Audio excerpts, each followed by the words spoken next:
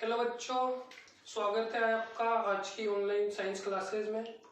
वर्तमान परिस्थितियों को अपन देख रहे हैं कि जो ऑफलाइन क्लासेस है अपनी वो विद्यालय वगैरह सब बंद पड़े हुए हैं, इसलिए हम आपके लिए लाए ऑनलाइन क्लासेस। ये कंटिन्यू आपको रोजाना यहाँ पे सतत रूप से अपनी जो शिक्षा है जो रुकी हुई है उसको आगे बढ़ाने में उपयोगी सिद्ध होगा। जो आदर्श विद्या मंदिर के बच्चे हैं उनको खास तौर पे मैं कहना चाहता हूँ कि जो अपनी स्टडी है उसको कंटिन्यू करने के लिए आप लगातार हमसे जुड़े हुए रहना।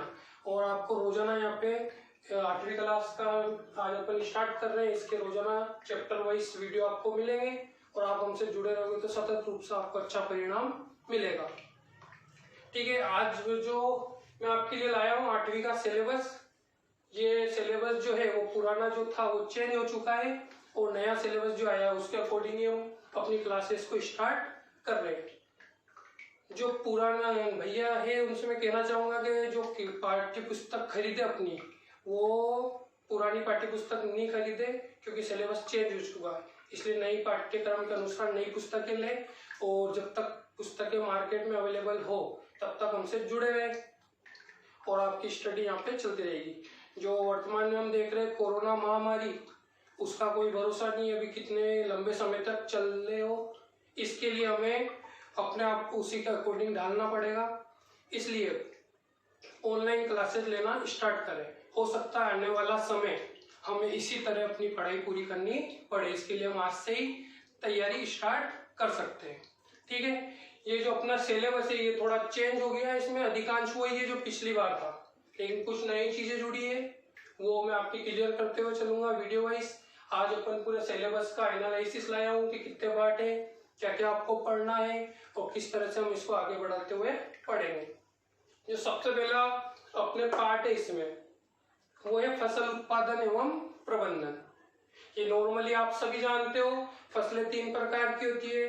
कब कब कौन से सीजन में कौन सी फसल आएगी, फिर उसके बाद फसल की बुआई कैसे की जाती है, सिंचाई कितने प्रकार की होती है, कौन कौन से संसाधन होते हैं सिंचाई के, फिर फसल को पकने के बाद काटा कैसे जाता है, काटने की क्रिया क्या कहलाती है। ये सारी चीजें अपन को इस चैप्टर में पढ़नी है। तो नॉर्मली अपन ने सबने फसल को देख रखा है, नॉर्मली बेसिक नॉलेज अपन को इसके बारे में सब कुछ है, लेकिन डिटेल से पढ़ने के लिए अपन आत्मनिर्भर क्लासेस से आप जुड़े रहिए। फिर इसके बाद अगला लेसन जो है अपना वो है सूक्ष्म जीव का। सूक्ष्म जीव नाम सबने सुन रखा है। आज आप जो देख रहे हो कोरोना महामारी, तो उसमें भी वो जो कोरोना वायरस है वो एक प्रकार का क्या है, सूक्ष्म जीव ही है। तो सूक्ष्म जीव जो होते हैं ये हमारे लिए लाभकारी भी होते हैं और हानिकारक भी होते हैं। जो लाभकारी सूक्ष्म जीव होते हैं वो हमारे मित्र कहलाते हैं। जैसे अपन पढ़ते हैं दूध से दही बनता है, तो लैक्टोबैसिलस नामक जो जीवाणु होता है वो दूध को दही में परिवर्तित कर देता है। तो वो दही जो बन रहा है वो हमारे लिए एक उपयोगी उत्पाद है, तो उस उपयोगी उत्पाद का निर्माण एक सूक्ष्म जीव कर रहा है। तो ऐसे सूक्ष्म जीव जो हमें फायदा पहुंचाते हैं वो हमारे मित्र कहलाते हैं। जैसे पौधों की गांठों में भी राइजोबियम नामक सूक्ष्म जीव पाया जाता है जो कि नाइट्रोजन का स्थिरीकरण करता है, तो वो भी फसलों को फायदा पहुंचाता है, इसलिए वो हमारा क्या कहलाएगा, मित्र कहलाएगा। इसी प्रकार कुछ सूक्ष्म जीव ऐसे होते हैं जो हमें नुकसान पहुंचाते हैं, हमारी वस्तुओं को खराब कर देते हैं, हमारे शरीर में रोग उत्पन्न करते हैं। जैसे कोरोना नॉर्मली आप सब सुन रहे हो इसका नाम, तो वो एक हानिकारक सूक्ष्म जीव की श्रेणी में आएगा, इसलिए वो हमारा क्या हो गया, शत्रु हो गया। इसी प्रकार हम देखते हैं कि हम खाने पीने की कुछ चीज छोड़ देते हैं तो हम देखते हैं उसमें फफूंद लग जाती है 2, 3, 4 दिन के अंदर। ब्रेड वगैरह हमें नॉर्मली देखने को मिल जाती है। तो वो जो चीजों को नुकसान पहुंचा रहा वो भी कौन किसके कारण हो रहा है, सूक्ष्म जीव के कारण। तो सूक्ष्म जीव जो है वो हमारे शत्रु भी होते हैं और कुछ सूक्ष्म जीव हमारे मित्र भी होते हैं। तो कौन कौन से सूक्ष्म जीव हमारे लिए लाभदायक है, कौन कौन से हमारे लिए हानिकारक है, ये दोनों चीजें हमें इसमें पार्ट में पढ़नी है। लेसन 3 जो आपके इस साल जुड़ा है ये संश्लेषित रेशे और प्लास्टिक।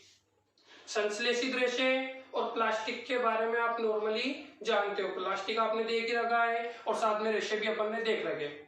रेशे 2 प्रकार के होते हैं, एक होते हैं प्राकृतिक रेशे और एक होते हैं कृत्रिम रेशे।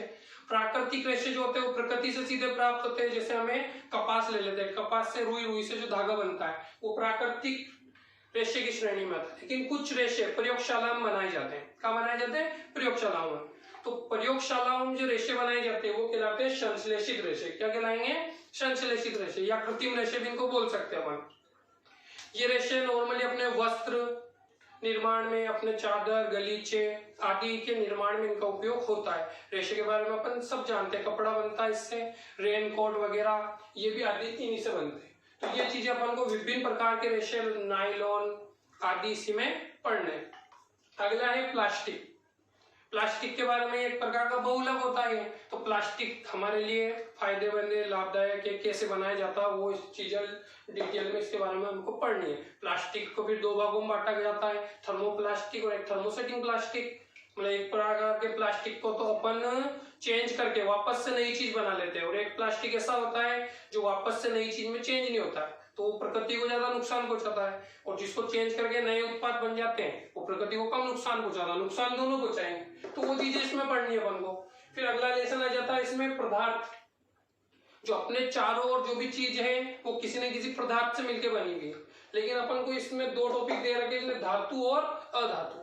पदार्थ तो पढ़ना है, लेकिन वो पढ़ना है में दो भागों में, एक धातु एक अधातु। हम अपने चारों ओर देखते हैं तो पदार्थ को दो श्रेणी में बांटा गया है, कुछ चीजें कहलाएगी अधातु और कुछ कहलाती है धातु।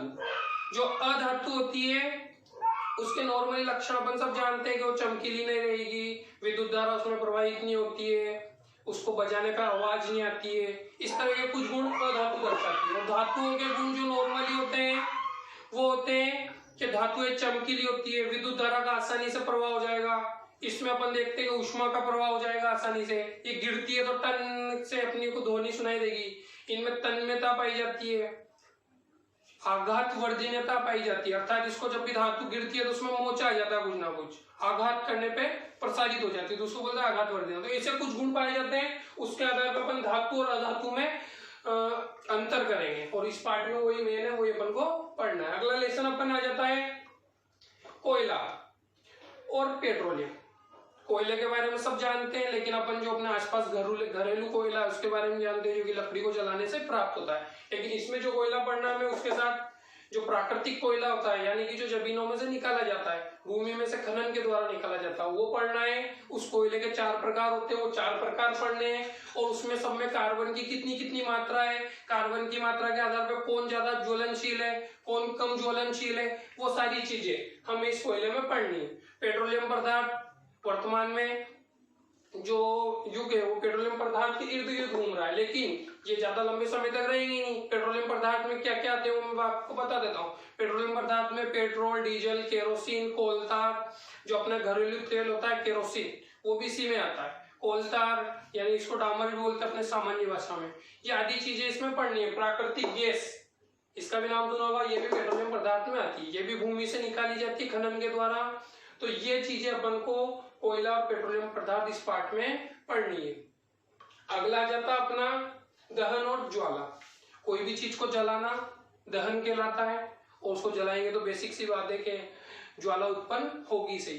तो ये कौन सी गैस की उपस्थिति में कोई भी पदार्थ जलता है, जलने के बाद कौन सी गैस मुक्त होती है, आदि की जानकारी में इस पार्ट में मिलेगी। अगला जाता है पौधे एवं जंतुओं का संरक्षण। 7वां पार्ट है पौधे एवं जंतुओं का संरक्षण।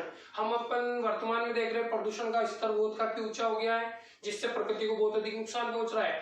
बहुत सारे जीव जंतु और पेड़ पौधे अपनी जातियां, उनकी जातियां विलुप्त हो रही है, तो उनका जो बचाने का दायित्व वो भी हमारा है, क्योंकि उनका जो अस्तित्व संकट में हमारे कारण ही आया है, तो बचाने का दायित्व भी हमारा ही है। तो आप लोगों को जागरूक करने के लिए इस पार्ट को शामिल किया गया है कि पौधे और जंतुओं का संरक्षण किस प्रकार कर सकते हैं, वो किस प्रकार बचा सकते हैं।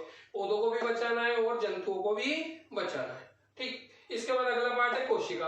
कोशिका के पार्ट में नॉर्मली बेसिक जानकारी आपको सबको है इसकी, इसमें अपन को इसकी संरचना पढ़नी है और ये हमारे शरीर में क्या क्या कार्य दर्शाती है, ये सारे कार्य भी हमको इसके अंदर पढ़ने। तो कोशिका की संरचना और इसके कार्य दोनों चीजें हमारी इसमें आएंगी। अगला आ जाता है अपना जंतुओं में जनन। किसी भी जीव के द्वारा अपने समान नई संतति उत्पन्न करना जनन कहलाता है। जनन के द्वारा प्रत्येक जीव अपने जाति का अस्तित्व बचाए रखता है। तो अपने जाति का अस्तित्व बचाए रखने के लिए प्रत्येक जीव जनन दर्शाता है, यानी कि अपने समान नया जीव बनाएगा। तो ये चीजें इसमें पढ़नी है कि कौन कौन से जीव किस तरह नया जीव बनाएंगे, इसकी विधियां होती है, इसमें लैंगिक जनन अलैंगिक जनन दोनों आएंगी, दोनों की बहुत सारी विधियां हैं कि नया जीव का निर्माण आखिर हो रहा तो किस प्रकार होता है, वो अपन को इस पार्ट के अंदर पढ़ना है। अगला आ जाता है किशोर अवस्था की ओर। जो किशोर अवस्था है ये जीवन काल की सबसे अनोखी अवस्था इसको बोलते हैं, क्योंकि इसमें हम बच्चे रहते हैं, बचपन से युवा अवस्था की ओर अग्रसर होते हैं। इस लेसन में जो हमारे शरीर में अनेक परिवर्तन होते हैं वो परिवर्तन हमको पढ़ना है। किशोर अवस्था की जो आयु होती है वो मैं आपको बता दूं 11 से लेकर 18 वर्ष की आयु मानी जाती है बालिकाओं में, और बालकों में आयु 13 वर्ष से 19 वर्ष तक मानी जाती है। ठीक है, तो 11-12 के बाद की जो आयु है वो आपकी किशोर अवस्था कहलाती है। तो किशोर अवस्था की ओर यानी कि 11-12 साल के जब हो जाते हैं तो उसके बाद की जो अवस्था है वो किशोर अवस्था की ओर कहलाएगी। इस अवस्था में हमारे शरीर में अनेक परिवर्तन होते हैं जिससे हम दिक्कत भी आती है, हमें कंफर्टेबल फील नहीं होता है। तो उसके लिए आपको जागरूक करने के लिए इस पार्ट को शामिल किया गया है। इस पार्ट के अंदर अपन उन लक्षणों को डिटेल से पढ़ेंगे कि आखिर क्या क्या हमारे शरीर में परिवर्तन होते हैं। अगला अपन आ जाते हैं बल तथा दाब। किसी भी चीज पे अपन प्रेशर लगाते हैं तो अपना बल कहलाता है। ठीक है, धक्का देना, ताकत लगाना है बल है, और साथ में उस चीज पे जिस पे अपन बल लगा रहे हैं उस पे जो प्रेशर पड़ रहा है वो दाब कहलाएगा। तो ये बल और दाब इसके जो सूत्र है, इसका मात्रक है, बल के कौन कौन से प्रकार हो सकते हैं, दाब कितने प्रकार से लग सकता है, वो चीजें इसमें अपन को पढ़नी है। मुख्य रूप से इनकी परिभाषा, इनके व्यंजक सूत्र और इनके मात्रक। ये आपको मैं बता दूं, ये वाले जो टॉपिक है बल और दाब, इससे पहले जो 8वीं का सिलेबस था उसमें शामिल नहीं थे, तो ये बिल्कुल नया जुड़ा हुआ है आपके, तो आपको इसके बारे में कम नॉलेज होगा, इसलिए हमसे जुड़े रहे ताकि अपन इसको क्लियर करेंगे।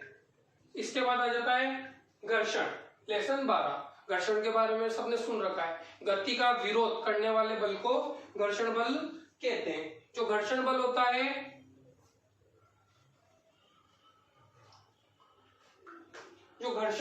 अपना, वो गति का विरोध करता है। जैसे हम वाहन चलाते हैं तो उसमें अपन ब्रेक लगाते हैं, तो ब्रेक भी किसके कारण लग रहे हैं, घर्षण के कारण, तभी वो वाहन रुक रहा है। इसी प्रकार हम चलते हैं तो उसमें भी घर्षण सहायता करता है, मैं लिख रहा हूं बोर्ड पे तो इसमें भी घर्षण सहायता कर रहा है। तो घर्षण हमारे लिए लाभदायक भी है और हमारे लिए हानिकारक भी है। तो हमें इस घर्षण के क्या क्या लाभ है, क्या क्या हानि है, घर्षण और किस प्रकार कार्य करता है, वो सारी चीजें इसमें पढ़नी है, इसके उदाहरण पढ़ने। अगला लेसन है अपना लेसन 13। लेसन 13 है जो ये है ध्वनि का। ध्वनि यानी होते हैं आवाज।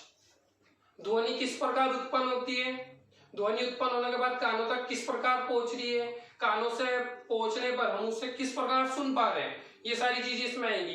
फिर इसके अलावा ध्वनि में कौन कौन से गुण पाए जाते हैं, आखिर वो टकरा के आती है नहीं आती है, उसका मार्ग क्या होता है, किस तरह से वो आगे बढ़ती है, ये सारी चीजें हमें इसमें पढ़नी है। इसके अलावा इस अलग अलग माध्यम में ध्वनि की जो आवृत्ति होती है वो अलग अलग होती है, तो ध्वनि अलग अलग माध्यम में इसकी गति क्या रहेगी, वो सारी चीजें हमें इसमें डिटेल से पढ़नी है। अगला लेसन है लेसन 14, विद्युत धारा के रासायनिक प्रभाव। जो विद्युत धारा होती है इसके बहुत सारे प्रभाव है, इसमें रासायनिक प्रभाव इस पार्ट में अपन को पढ़ने हैं। जैसे बैटरी वगैरह सुना होगा, तो उस प्रकार में किस प्रकार विद्युत उत्पन्न होती है। इसके अलावा बहुत सारे शब्दलेपन, बहुत सारी चीजें हैं, इस पार्ट में अपन डिटेल से जब पढ़ेंगे वो मैं आपको बताऊंगा। तो विद्युत धारा के रासायनिक प्रभाव इसमें अपन को पढ़ने। अगला है लेसन 15, कुछ प्राकृतिक परिघटनाएं। प्राकृतिक का मतलब मैंने बताया जो प्रकृति में स्वतः संपन्न हो रही है वो घटनाएं प्राकृतिक परिघटनाएं कहलाएगी। जैसे भूकंप आना, ज्वालामुखी आना, तड़ित झंझावात यानी कि बिजली जो गिरती है वो, इस तरह की कुछ घटनाएं अपन को इसके अंदर पढ़नी है। इन घटनाओं से हम किस प्रकार पहले से तैयार होकर बचाव कर सकते हैं, क्या क्या हमें सावधानी रखनी चाहिए इन घटनाओं के समय, और पहले से क्या उपाय कर सकते हैं। इसके लिए अपने घर किस प्रकार के होने चाहिए, या बिजली गिर रही हो तो हमें क्या करना चाहिए, भूकंप आ रहा है उस टाइम क्या करना चाहिए, बचाव किस प्रकार अपन कर सकते हैं, इसके लिए आपको जागरूक करने के लिए इस लेसन को शामिल किया गया है। इसमें कुछ प्राकृतिक परिघटनाओं के बारे में हमें पढ़ना है, भूकंप, ज्वालामुखी, बिजली गिरना आदि इसमें आएगा। अगला है लेसन 16, प्रकाश। नॉर्मली प्रकाश यानी होता है लाइट, जिसके कारण हम देख पाते हैं किसी भी वस्तु को।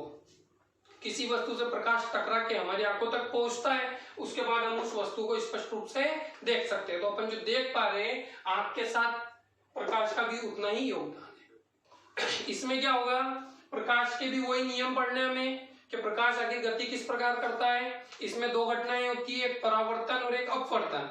परावर्तन की घटना जब तक मेरे को याद है लेसन कक्षा 7 में हम इसको पढ़ चुके हैं, तो इस साल आपको पढ़ना है इसमें अपवर्तन। परावर्तन भी अपन समझा देंगे और साथ में उसके आगे बढ़ेंगे अपन अगला कदम अपवर्तन की ओर।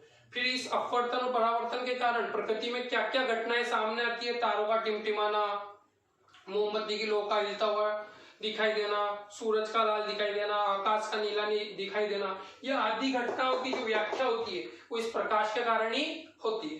तो इस प्रकाश में हम जितनी भी घटनाएं हो रही है उनकी व्याख्या कैसे करेंगे वो समझेंगे, और प्रकाश का परावर्तन और अपवर्तन इसमें अपन पढ़ेंगे।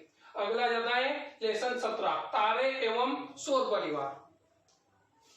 ये लेसन बचपन में पढ़ा होगा आपने, शायद 5वीं या 6वीं क्लास में ये था, नॉर्मली पढ़ा, लेकिन उसके आगे डिटेल में अपन इसको पढ़ेंगे कि सौर परिवार में कौन कौन से ग्रह है, सबसे बड़ा ग्रह कौन सा है, सबसे छोटा ग्रह कौन सा है, ठीक है, सूर्य से किस ग्रह की दूरी कितनी है, कौन सा ग्रह किस ग्रह के चक्कर लगा रहा है, किसके उपग्रह क्या है, ये आदि घटना है जो अपन को दिखाई देगी, आसमान में दिखाई देती है तारे वगैरह, वो इसमें अपन को पढ़नी है।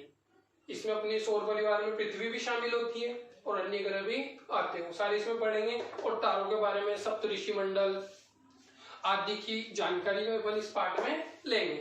अगला लेसन है 18, लास्ट लेसन है आपके सिलेबस का, ये वायु तथा जल का प्रदूषण। वायु और जल दोनों हमारे लिए इंपॉर्टेंट है। जल को हम पीते हैं और वायु को हम श्वास के रूप में, ऑक्सीजन के रूप में ग्रहण करते हैं, लेकिन वर्तमान में हम देख रहे हैं कि दोनों प्रदूषित हो गए, अपनी जो शुद्ध अवस्था है उसमें नहीं रहे।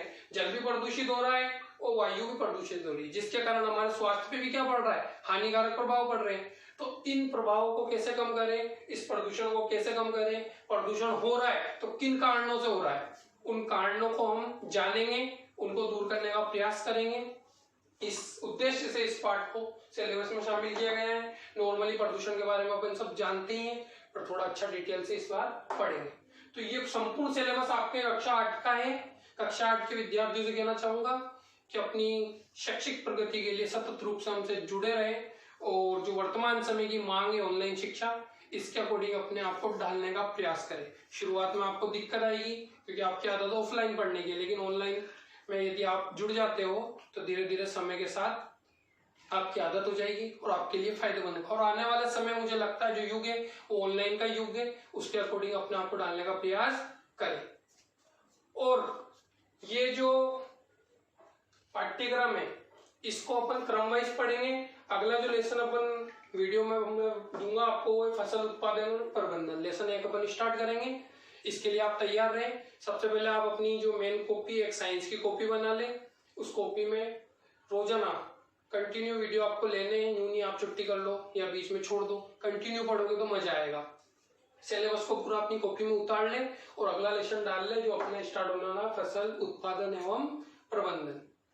और हमसे जुड़े रहने के लिए वीडियो को लाइक कर दें, सब्सक्राइब कर दें और साथ में बेल आइकन जो होता है उसको ऑन कर दें, ताकि आपको लगातार अपने नोटिफिकेशन प्राप्त होते रहे और आप हमसे जुड़े रहें। Okay, thank you.